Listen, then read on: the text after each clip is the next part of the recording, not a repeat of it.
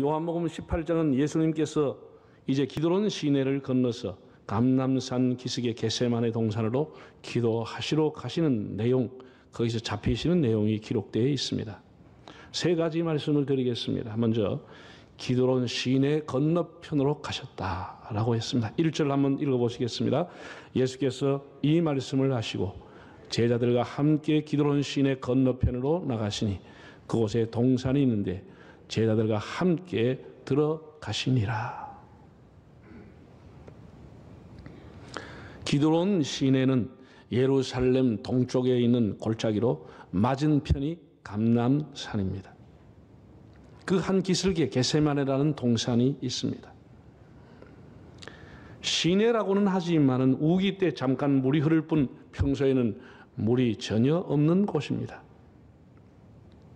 공간복음을 보게 되면 마막 누가복음은 예수께서 만찬을 하신 이후에 겟세마네 동산에 가셔서 기도하셨다라고 기록을 해놓았습니다. 거기는 전혀 기드론이라고 하는 지명을 소개하지 않았습니다. 그러나 복음서의 마지막 저자인 요한복음은 11번이라고 하는 기드론이라는 지명이 구약에 10번이 나오고 신약에 딱 한 번 이곳에 나오는데 그는 다분히 의도를 가지고 예수님은 기드론 시내를 건넜다라고 기록했습니다. 평소에 물이 없었기 때문에 120m의 깊이의 계곡이었기에 절벽처럼 깎아지는 곳이기 때문에 사람이 살 수 없는 곳이었습니다. 집을 지을 수가 없었습니다. 그래서 오래 전부터 이스라엘 사람들은 그 기드론 계곡을 공동 묘지로 사용해 왔습니다. 부왕인 다윗의 왕권을 뺏기 위해 쿠데타를 일으켰다가 죽은 압살롬의 무덤도 바로 기드론 골짜기에 있습니다. 돌무덤으로 되어 있습니다.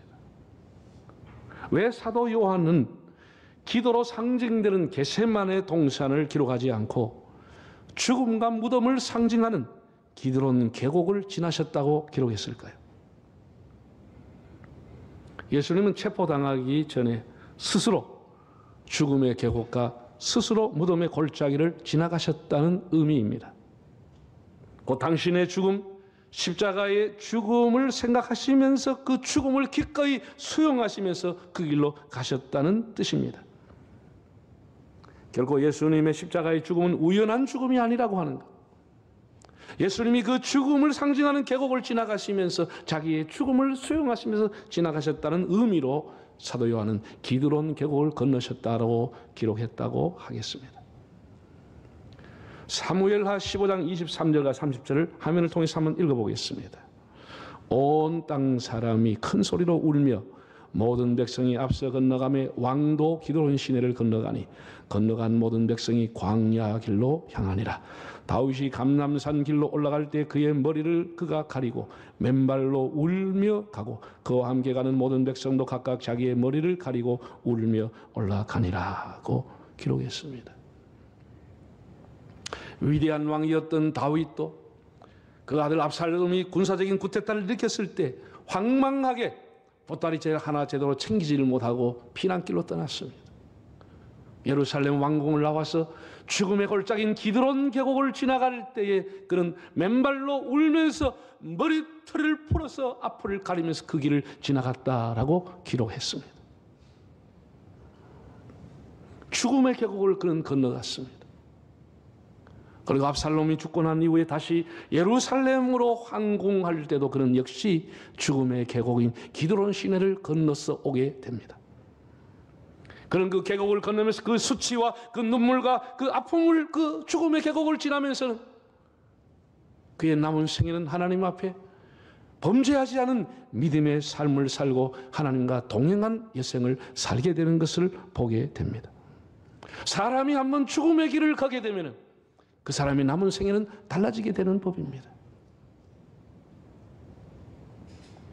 마태복음 26장 30절을 보면은 최후의 만찬 이후에 예수님께서는 제자들과 함께 찬미하면서 감람산으로 나아가셨다고 했습니다. 예수님은 십자가의 죽음을 생각하시면서 찬미하면서 기드론 계곡을 건너가셨습니다. 우리가 사순절 기간에 찬미하며 십자가의 길을 가신 주님을 묵상해 볼 수 있기를 바랍니다. 둘째는 내가 근이라고 하신 말씀입니다. 예수님께서 가룟 유다가 한밤중에 등과 해와 무기와 군대와 폭도들을 데리고 예수님의 기도하는 동산을 어지럽히며 들이닥쳤습니다. 참 아이러니한 겁니다. 예수님은 빛이신데 잠시 있다 꺼질 등과 회를 가지고 예수님을 찾아왔다는 겁니다. 예수님은 그 폭도들에게 너희가 누구를 찾느냐 물었습니다. 다 아시면서 물어보신 것이죠. 그들이 나사렛 예수를 찾는다라고 했습니다. 예수님은 내가 그니라. 자, 3절에서 6절까지를 다시 한번 읽어보겠습니다. 유다가 군대와 대제사장들과 바리새인들에게서 얻은 아랫 사람들을 데리고 등과 횃불과 무기를 가지고 그리로 오는지라. 예수께서 그 당할 일을 다 아시고 나아가 이르시되 너희가 누구를 찾느냐. 대답하되 나사렛 예수라 하거늘 이르시되 내가 그니라 하시니라. 그를 파는 유다도 그들과 함께 섰더라. 예수께서 그들에게 내가 그니라 하실 때에 그들이 물러가서 땅에 엎드러지는지라. 참 세례 사도 요한이 세밀하게도 적어 놓았습니다. 이것은 굉장히 중요한 말씀이고 예수님의 자기 신분, 자기 정체, 자기 선언을 의미하는 말씀이 기록되어 있습니다. 내가 그니라. 헬라어로 에고 에이미라는 단어를 예수님이 사용했다는 겁니다. 에고 에이미, 나는 나다. 영어로 하면 I am, 나는 나다. 나는 나다. 이렇게 얘기했다는 것이죠. 사도 요한은 요한복음을 기록하면서 기적담도 몇 가지만 추렸고 예수님에 관한 자기 정체성도 몇 가지만 특별한 용법, 에임이라는 용법을 가지고 예수님을 소개했습니다. 예수님은 자기를 어떻게 소개했습니까? 자기 스스로의 신분을, 자증, 스스로를 밝혔습니다. 나는 생명의 떡이다. 에고 에이미. 나는 세상의 빛이다. 나는 양들이 들어오는 문이다. 나는 선한 목자다. 나는 부활이요 생명이다. 나는 길이요 진리요 생명이다. 나는 참 포도나무다. 7군데에서 예수는 에고 에이미, 나는 누구다 라고 하는 자신의 정체를 밝혔습니다. 이 세상에 어떤 철학자도 어떤 대단한 성인군자도 나는 길이라고 한 사람은 없습니다. 나는 빛이라고 한 사람도 없습니다. 나는 생명이라고 말한 사람도 없습니다.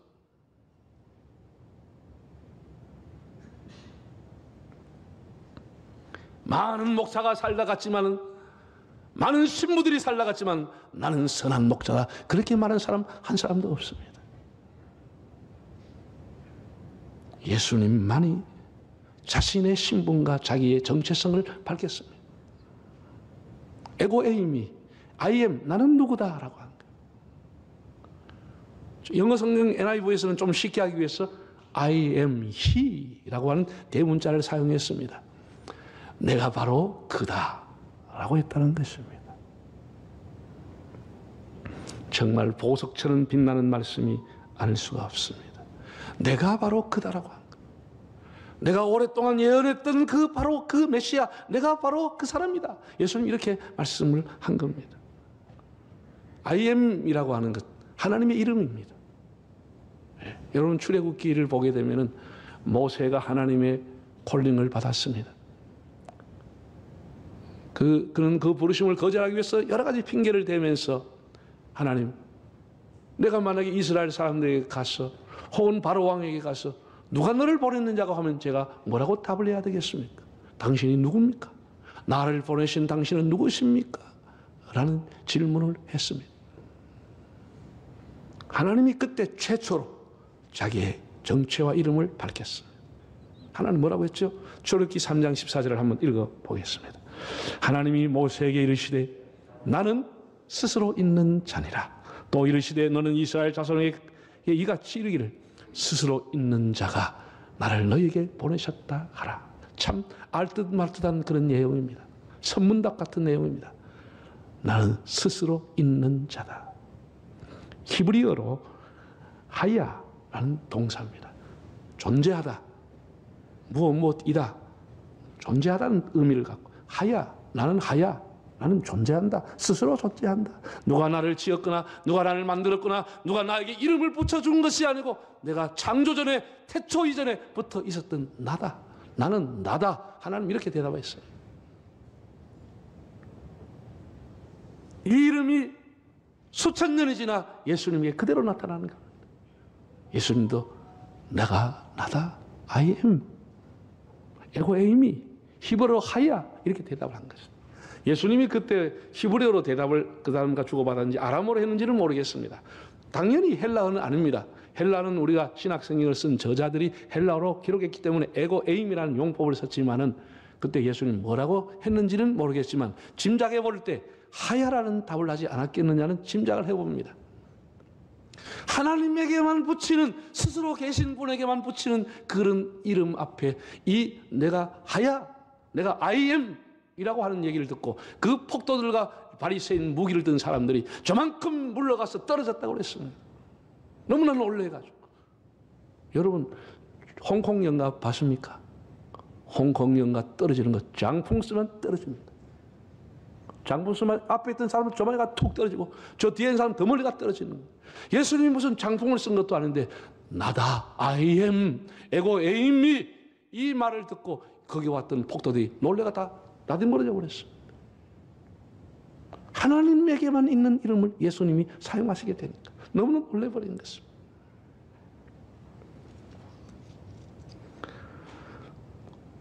하나님 이름이 없는 분이 있습니다. 하나님 이름 없는 거예요. 그래 하나님이 뭐라고 그래요? 나는 스스로 있는 자다. I am, 나는 나다. 이렇게 얘기하는 거예요. 이렇게 얘기하는 거예요. 예. 여러분, 사복음서를 보면은 예수님에 대해서 각각 다 다른 시각을 가지고 예수님을 강조하고 표현했습니다. 마태라고 하는 저자는 예수님을 유대인의 킹, 왕이라고 표현했습니다. 그래서 예수님이 오시는 왕에 대한, 왕이니까 족보가 있어야 되니까 1장부터 족보를 기록한 것입니다. 2장에 보면 유대인의 왕으로 나신 이가 어디 계시냐 이렇게 질문을 던집니다.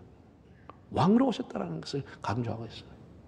반면에 마가라고 하는 사람은 예수님을 servant, 종으로 표현했습니다. 하나님의 종, 이렇게 1장부터 쭉 하나님의 종으로 나와 있습니다. 반면에 누가라고 하는 사람은 좀 더 다른 표현을 가지고 썼습니다. Son of man, 사람의 아들, 인자라고 하는 용어를 썼습니다. 인자. 다니엘서 7장에 의하면은 메시아를 상징하는 단어인 인자라고 하는 용어를 써서 사람의 아들이라고 인자라고 썼습니다. 반면에 요한복음은 사도 요한이 처음부터 1장부터 시작할 때부터 예수는 하나님이라고 하는 사실을 가르쳤습니다. 태초에 말씀이 계시나, 말씀이라는 게 예수님입니다. 태초에 예수님이 계시니라. 이 예수님이 하나님과 함께 계셨으니 이 예수님이 곧 하나님이 신이라. 1장 2절에서 아주 웅장하고 담대하게 예수가 하나님과 동등하신 분이라고 하는 것을 선포했습니다.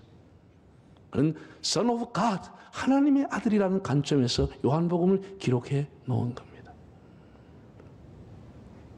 예수님의 자기 스스로의 선언적인 그 에고 에임이 나는 하나님이라고 하는 이런 이름을 밝혔습니다.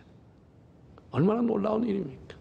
여러분, 내가 그니라, 내가 나다. 이 자기 선언이 왜 이렇게 중요하죠? 이게 아주 핵심입니다. 여기에서 우리가 확실히 알아야 할 것은 예수님은 결코 성인 군자나 랍비가 아니라는 사실입니다. 예수님 자신이 바로 하나님이라고 하는 사실입니다. 그는 오랫동안 이스라엘이 기다렸던 메시아요, 구원자요, 창조주라고 하는 사실을 예수님이 밝힌 겁니다. 하나님과 동일한 이름을 가지고 계신, 스스로 계신 나라고 하는 이런 이름을 예수님이 밝혔습니다. 훗날 사도 바울은 이렇게 기록했습니다. 빌립보서 2장 6절에서 8절을 한번 읽어보겠습니다. 예수님은 근본 하나님의 본체시나 하나님과 동등됨을 취할 것으로 여기지 아니하시고 죄를 사람을 위해서 십자가를 졌다. 사람 몸을 입고 오셨다. 하나님하고 본체가 동등하신, 하나님하고 동등하신, 하나님과 이퀄이 되신 하나님 자신이신 분이 예수님이라고 소개했습니다. 이 말의 의미가 뭐지요? 예수님은 창조주라고 하는 것은, 예수님은 결코 피조물이 아니라 창조자라고 하는 사실을 사도 바울도 기록해 놓았습니다. 여러분, 예수님께서 이제 십자가에서 돌아가시면서 그 성모 마리아, 자기 육신의 어머니 마리아를 요한에게 부탁했습니다.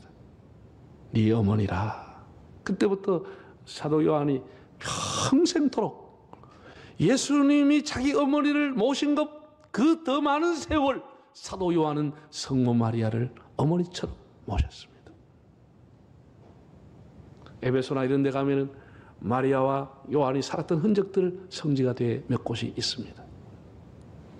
수십 년을 예수님이 육신의 어머니와 함께 살았던 시간보다 더 많은 시간을 사도 요한은 성모 어머니 모시고 살았습니다. 그런데 요한복음이라든지 요한 1, 2, 3서 그리고 요한계시록의 그 긴 문장 속에서 단 한 기절도 성모가 예수님과 동등한 위치에 있다는 것을 기록하지 않았습니다. 왜? 예수님의 육신의 어머니지만은 하나님의 피조물이기 때문에 하나님과 동등될 수가 없는 것입니다. 아브라함이 위대하지만 아브라함이 하나님과 동등이 될 수가 없는 것이고, 엘리야와 모세가 위대하지만 엘리야와 모세가 예수님과 동등이 될 수가 없듯이 마리아는 예수님과 동등이 될 수가 없는 겁니다. 오로지 예수님에게만 하나님이 사용하시는 전용적인 이름인 I am이라고 하는 용어, I am He라고 하는 용어를 사용한 겁니다.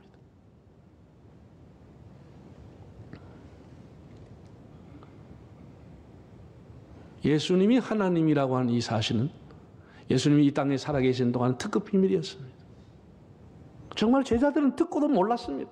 듣고도 몰랐습니다.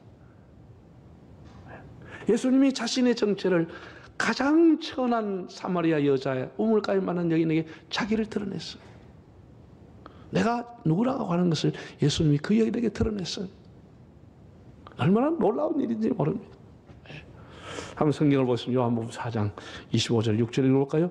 여자가 이르되 메시아 곧 그리스도라 하느니가 오실 줄을 내가 아노니 그가 오시면 모든 것을 우리에게 알려주시리이다. 예수께서 이르시되 네게 말하는 내가 그다. 내가 메시아 그리스도다. 내가 그라. I am He라고 했습니다. 예수님 우물가에 천하게 물을 길러 대낮에 왔던 그 여인에게 속삭이면서 말씀하시듯이 너희가 오랫동안 기다렸던 그리스도 메시아 그가 바로 내다 라고 예수님 알려주었습니다. I am He라고 얘기했습니다. 네, 요한복음 8장 24절에도 또 이렇게 말씀했습니다. 읽어볼까요? 그러므로 내가 너희에게 말하기를 너희가 너희 죄 가운데서 죽으리라 하였노라. 너희가 만일 내가 그인 줄 믿지 아니하면 너희 죄 가운데 죽으리라. 내가 그인 줄 하나님인 줄 믿지 못하면 너희가 죄 가운데 죽으리라니 말은 내가 하나님이 있는 것, 내가 창조자인 것을 믿지 않으면 너희는 지옥에 가는 것이다. 그 얘기가 동일한 것입니다. 예수님 제자들과 바리새인들에게 내가 바로 그다라고, 너희가 나를 믿지 않고선 너희 죄가 사라질 수 없다라고 말씀했습니다. 최후의 만찬을 나누시던 자리에서도 예수님은 이렇게 일러주었습니다. 13장 18절 19절을 읽어보겠습니다. 내가 너희 모두를 가리켜 말하는 것이 아니니라. 나는 내가 택한 자들이 누구인지 알미라. 그러나 내 떡을 먹는 자가 내게 발꿈치를 들었다 한 성경을 응하게 하려는 것이니라. 지금부터 일이 일어나기 전에 미리 너에게 일러두면 일이 일어날 때에 내가 그인 줄 너희가 믿게 하려. I am He라고 하는 것을 너희로 하여금 믿게 하기 위해서 이 말을 하는 것이다. 훗날 가룟 유다가 발뒤꿈치를 들고 나를 배반한 일이 정말로 일어나게 되면은 예수님이 하나님이시구나. I am He, 에고 에이미라고 하는 것을 알게 될 것이다. 예수님 그렇게 일러 주었습니다. 여러분, 예수님만이 구약에서 계시된 하나님의 이름, 스소 있는 자라고 하는 그 이름을 사용하신 것입니다. 왜? 예수님이 하나님과 본체가 동등하신 분이기 때문입니다. 그는 체포되기 직전에 제자들과 폭도들을 보는 앞에서 내가 바로 메시아다, 내가 그리스도라 라고 하는 사실을 밝혀주었습니다. 얼마나 놀라운 은혜인지 모르겠습니다. 예수님 스스로 하신 말씀입니다. 마지막 세 번째입니다. 끝까지 제자들을 지켜주신 예수님입니다. 한 8절과 9절을 읽어보겠습니다. 예수께서 대답하시되 너희에게 내가 근이라 하였으니 나를 찾거든 이 사람들이 가는 것은 용납하라 하시니 이는 아버지께서 내게 주신 자 중에서 하나도 잃지 아니하여 사옵나이다 하신 말씀을 응하게 하려 함이로라고 했습니다. 예수님은 스스로 잡히셨습니다. 어떤 힘에 의해서 잡혀가신 게 아닙니다. 어떤 군대와 무기에 의해서 잡혀가신 것이 아니고 스스로가 십자가의 길을, 죽음의 길을 선택하신 것입니다. 그러면서 예수님은 그 어두운 밤에 이렇게 말했습니다. 내가 그다. 너희가 나를 잡아가면 여기 있는 제자들을 용납하라. 예수님은 끝까지 자기에게 주어진 사람들을 지켜주었습니다. 사도들은 그날 밤을 잊을 수가 없었습니다. 그날 밤 모든 제자들이 큰 봉변을 당할 수 있을 만큼의 많은 군대가 자기를 에워쌌는데 예수님께서 다 보호하시고 이들의 가는 길을 열어주라고 했습니다. 끝까지 자기를 지키시고 사랑하시는 주님을, 그 말씀을 놓치지 않고 기록해 놓았습니다. 나를 잡아가면 이들의 가는 길을 용납하라. 그러면서 해설을 냈습니다. 뭐라고 했습니까? 이것은 하나님이 자기에게 맡겨주신 생명을 하나도 잃지 아니하리라는 말씀을 응하게 하는 대답이었다 라고 해설까지 해놓았습니다. 여러분, 우리가 살아가는 세상은 어떤 세상입니까? 사람들이 어떤 사건을 당해서 잡혀갈 때 몸통이다, 뿌리다 할 때 그 사람이 내가 몸통이다 합니까? 그렇지 않습니다. 나는 깃털에 불과하고 누가 했고 누가 시켰고 전부가 엮여가지고 다 끌고 가서 물귀신 작전을 하고 있는 겁니다. 그게 우리 세상입니다.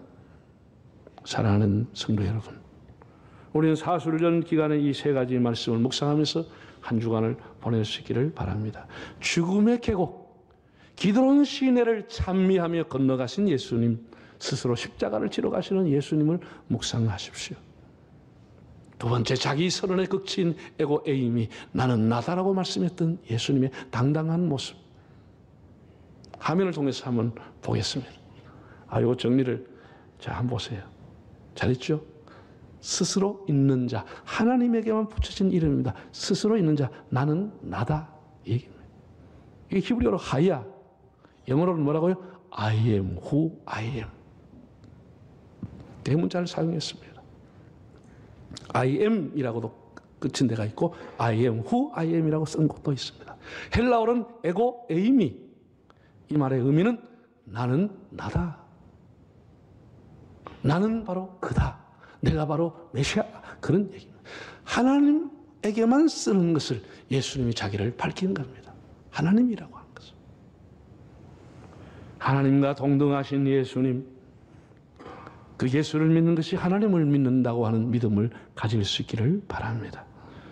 끝까지 제자들의 안전과 안위를 걱정하며 지켜주시는 예수님, 정말 망가지로 부족한 제자들이지만 그들을 끝까지 소중하게 여기셨던 예수님, 지금은 고난이 준비가 안 된 제자들을 혹시나 고난당할까 봐 보호해 주시는 예수님, 훗날 그들은 다 고난을 당할 각오와 준비를 하고 주님의 십자가의 길을, 순교의 길을 갔습니다만 지금은 고난이 준비 안 된 제자들, 그들을 지켜주었습니다. 베드로는 혈기를 가지고, 의리를 가지고 화가 나서 견디지 못해서 칼을 빼가 말고의 길을 쳤다고 했습니다. 훗날 베드로는 깨달았을 겁니다. 무엇이 진정한 용기인지, 칼로 치는 것이 용기인지, 십자가를 지는 것이 용기인지, 무엇이 진정한 용기인지를 그는 깨달았을 겁니다. 채찍으로 내리치는 빌라도의 권력이 힘이 있는 것인지, 채찍에 맞고 피를 흘린 예수님이 더 힘이 있는 것인지 베드로는 알게 될 것입니다. 휘둘린다고 해서 힘이 있는 게 아니고, 맞는다고 해서 힘이 없는 것이 아니라, 맞으면서도 십자가를 가셨던 주님, 그것이 진정한 용교, 그것이 하나님의 뜻이었다는 것을 베드로는 훗날 깨닫게 됩니다. 우리는 이 말씀을 묵상하면서 한 주간을 주님을 모시고 찬미하면서 기도하면서 한 주간을 보낼 수 있기를 바랍니다.